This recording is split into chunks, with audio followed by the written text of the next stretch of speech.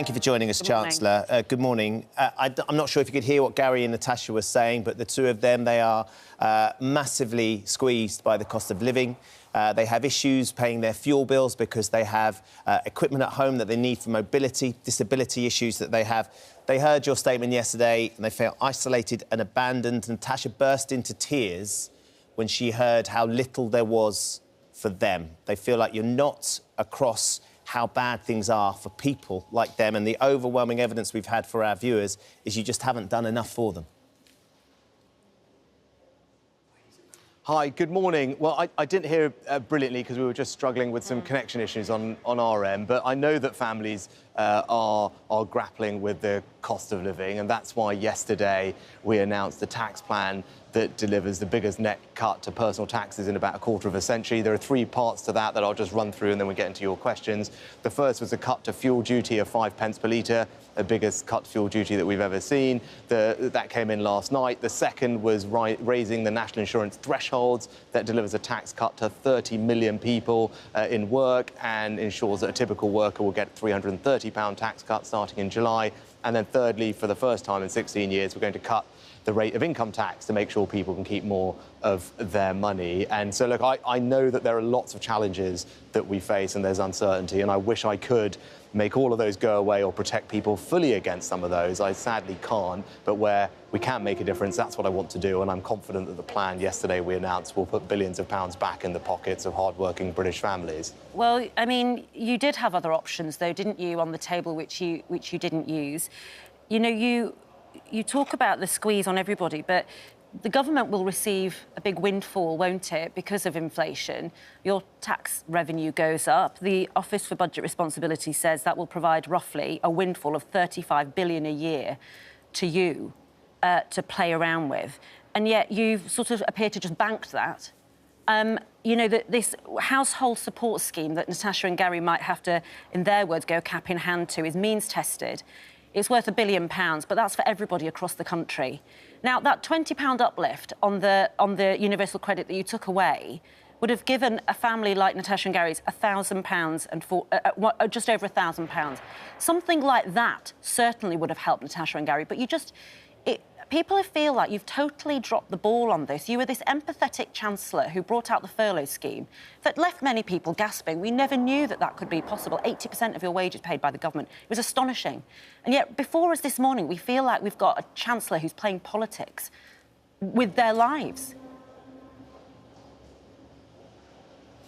So, sorry, and again, it's hard to hear properly, but now I wasn't able to hear all of Natasha and Gary's situation, but again, if you've got their details, by all means, if you could send them on to me, I'll happily get in touch with them and see how best the things that we're announcing will help them. You know, I think you mentioned universal credit. No, of course, we put some things in place during the pandemic, and I think you mentioned furlough as well. Now, it's right that we did some things during an extraordinary period of time in our country's history where we were literally shutting down the economy for the best part of 2 years on and off. And it's right we did some things then, but also it's right that as we now get back to non-being... well, this is not the same situation as shutting down an entire economy. It clearly isn't. But that said, you know, of course I want to make sure that we are helping those on low incomes, which is why we started doing that, and we started in the autumn. That was my priority with the first set of tax cuts, where we improved the generosity of how universal credit works in the autumn. That delivered a £2 billion tax cut to around 2 million people on universal credit, and means, for example, taken together with all the other changes that I announced yesterday and the increase in the national living wage, a single mother renting with 2 children working full-time on the national living wage, that single mother is going to be £1,600, £1,600 a year better off as a result of all of those changes. So they're disproportionately going to be helped by what we're doing. But the tax burden on British workers is going up. There is no question over that. There's only something like 1 in 8 of us will ever sense that there is a fall in tax. The average household will be poorer by at least £3,000. I don't understand why you don't think that the biggest fall in living standards since the 1950s is an extraordinary circumstance. So I do think the circumstances are extraordinary, but I think the context is also extraordinary. From you, and you haven't given an extraordinary response. if I could just answer, we have had an extraordinary couple of years. We've had the biggest recession in over 300 years. We experienced a pandemic, the likes of which we haven't ever seen before, and borrowing skyrocketed to levels that we haven't seen since World War II. So, yes, there's an extraordinary set of circumstances which meant that I had to take some difficult, but ultimately, I believe, responsible and right decisions to fix the public finances, to provide our economic security for the long term. And so that's the situation in the context that we're in here. And I think, as you said, you talk about furlough and all these other things. Those are not normal things, and we obviously have to deal with that and pay for all those things. Okay. And as you're talking about living standards, and I've been on this show so many times when you've talked also about public services and making sure that we invest in public services. Now, the stats that you're referring to don't take into account any of the spending that the government is doing on public services. And whether it's schools, whether it's making sure there's more money in our schools, whether it's making sure we have safer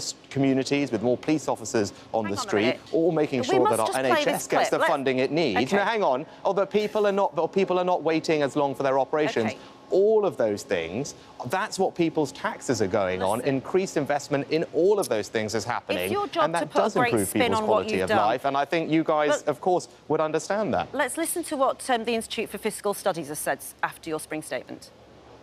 And some groups really haven't been protected at all. So you look at people on benefits, on universal credit, on disability benefits, public sector workers, teachers, nurses and so on. Nothing for them in this either. It's there, isn't it? I mean, you can sort of spin it how you like this morning. Well, what about the windfall tax on oil companies? What about that? That was what Labour wanted. You've refused to do that. Even the BP's chief executive at the end of last year, Bernard Looney, said these energy rises that we're all suffering are making his company into a cash machine. So I think there's lots of things in there. I think someone's saying there about public sector workers. Well, actually, I think the median salary for a nurse is about £33,000. The median salary for a classroom teacher is something like £37,000. And we have a process for public sector pay. We're actually increasing the starting salary of teachers actually very significantly, for example. So those are policies that have already been announced. Those are the median earnings for people in those professions. And then next, you talked about, I think, windfall taxes. I think you said that earlier as well. The numbers that were published yesterday show, in fact, for example, our VAT receipts, which was a thing everyone was saying, oh, you must have this big windfall from VAT receipts. Actually, the forecast yesterday showed that our VAT receipts expected for the next year are lower than we thought they were going to be back in the autumn. So that hasn't happened at all. Now, with energy companies and windfall taxes, that's a perfectly reasonable question. And I know many people watching will say, look, why don't you just do that? We don't like oil companies, let's tax them even more. So the reason we haven't done that is because I think for all our energy security, it would be better if we had more investment in British energy. And I need those companies to invest, and I want to see that investment. That's good for our energy security, that's good for British jobs. And I think we saw an announcement yesterday from one of those companies saying that they were going now to invest about £20 billion in energy in the UK. That is a good thing. And so I want to make sure we unlock that investment, don't scare it off. No, and the last thing on that, just so people know, for your viewers to know, those companies already pay essentially a windfall tax. They pay twice the rate of tax on their profits that all other companies pay. So most companies pay 19% as you corporation know, tax. They are still making billions of pounds. 40, BP so it's more made than over double. £3 billion at the end of last quarter. But them investing in the UK is hugely important, and we'd love you to hold them accountable to that. Can I just put a couple of points that a couple of our viewers and contributors put to us today, practical suggestions that maybe you could answer to them. Rob Hollyman, who runs a haulage company, he has 140 lorries, and Fatu Taylor, who is a carer. She has 4 clients she has to look after, has to use her car day in, day out to look after these people. And the cost for filling up their fuel, it's relative to both of them, is absolutely huge. Both of them said if there was some sort of scheme to help them with their fuel costs as essential users, that would be hugely, hugely beneficial. Rob suggested an essential user rebate. Have you ever looked at it? Is that something the government could look at to try and help him? And Fatu suggested a voucher scheme for carers because she has to put the petrol into her car to get to her clients. Without her, they don't get looked after and they don't get the best opportunity to live their best lives. Are they things that you have looked at? Is that something that could be taken forward, consulted on? Because that essential users rebate would make a really tangible difference right now. So we did something for everybody, actually, yesterday, not just for those users. It was more universal than that, and that was cutting fuel duty by the biggest amount that has ever been cut. But as we know, that's taken us back to a week ago. And if I could just answer the question, swallowed up, so I just answer the. If I could just answer the question, now, I think most people recognise I can't control, no minister can control global oil prices, and of course I can't make all of those differences go away, but I want to demonstrate that we are on people's side and listening, and actually a major request that we had from a whole range of consumer groups, motoring organisations, was to cut fuel duty by a significant amount, and we have delivered that, and that will help people. You talked about haulier as one of your examples. I think the combination of our freeze and the cut will save a typical haulier about £1,500 a year on their fuel duty. So I think that is helpful and will make a difference. But of course, it won't solve the whole problem for sure, but it will make a difference. So you're not going to look at something like that, social care in general. With regard to social care in general, I mean, part of the reason we have this new levy is to make sure that social care and the lady that you mentioned, I think, will actually get the investment they need. We are investing in social care considerably over this Parliament. That's every penny of this new levy is going to go to the NHS and social care, and actually a huge part of it is going to go to improving the qualifications, the training and opportunities for our social care workforce. So I'm not sure exactly the situation of your viewer is, but what we are doing is making sure that all those people get the support they need in the social care industry in a way in which they haven't ever before. And I think, you know, when you talked before about what's going on with tax and spending, that's where the money is going. It's going to support people exactly like your viewer. Yeah, some people this morning questioning why it is that the average worker is having a higher tax burden, and yet millionaires and the oil companies aren't bearing the same burden as they are proportionally. And some people are now questioning whether you are the right man for the job. You have a millionaire's lifestyle, and some people are saying actually you are out of touch with the truth of how this is going to hurt. I think you've put that same question to me before, and I guess that what I'd say to people is judge me by my actions. And you talked before about the things I did during the pandemic, introducing furlough, supporting the country through a very difficult time. You know, those are the things I've done. And yesterday we did more things that will help people. And I've always been honest and open with the country about the ability of any chancellor, let alone me, to solve every problem, particularly when we're grappling with global challenges that are affecting all sorts of countries in a similar way. Actually, America's having higher inflation than us. Europe is very similar at the moment. But where we can make a difference, of course I'm going to act to make a difference. And yesterday, that's what we did. We delivered a very significant tax plan, which will put billions of pounds back in the pockets of hard-working British families. That's been my priority over the past 2 years, standing by people, and that was my priority yesterday, and that's what people will see. OK, one last thing. Thank you very much indeed for having me. One last thing, one last thing, Chancellor, if I may. Bye-bye. Boris Johnson, the Prime Minister, has just arrived in NATO, and for that extraordinary meeting.